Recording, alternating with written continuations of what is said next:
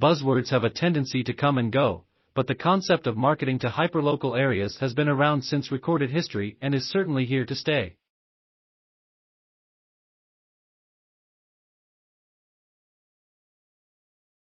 The only real change history has shown is in how we deliver our hypermarketed messages to others.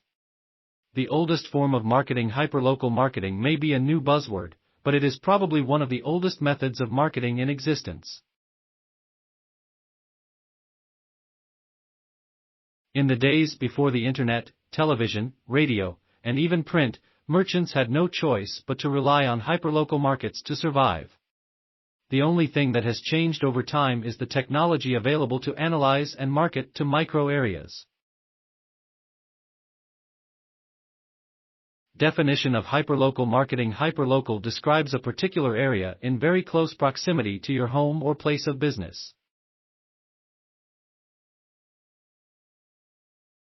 Hyperlocal marketing became a popular new buzzword around 2009 and is defined as extremely targeted and niche marketing campaigns. For example, Maryland itself would not be considered hyperlocal, but Montgomery Village in Montgomery County, MD, would be. The first hyperlocal marketing tool, the human voice original hyperlocal marketing, included a great deal of sound, vendors crying out, hawking wares in the street, fairs, and festivals.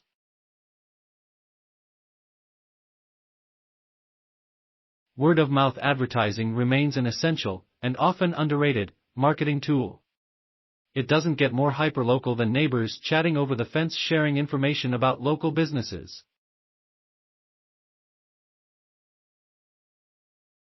Even things as simple as hanging out a shingle, holding town hall meetings, and community events were all early ways of reaching people close to a place of business.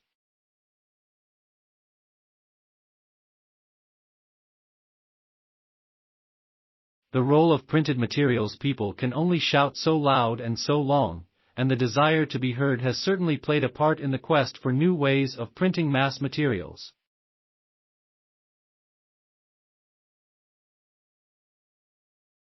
Over time, the ability to print materials has afforded exciting and innovative ways to get attention in local areas beyond the street corner.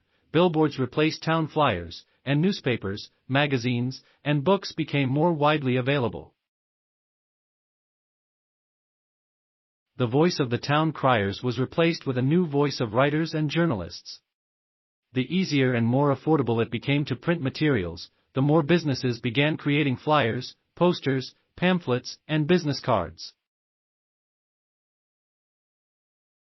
The golden age of technology and hyperlocal marketing. As modern technology gave birth to radio and television, only a few companies with large advertising budgets could reach into the living rooms of families across the country, thereby mass penetrating every hyperlocal area where people had TVs. But even this technology became more advanced and affordable with the birth of cable. Local communities could receive information, updates, and advertisements with much more targeted information than ever before.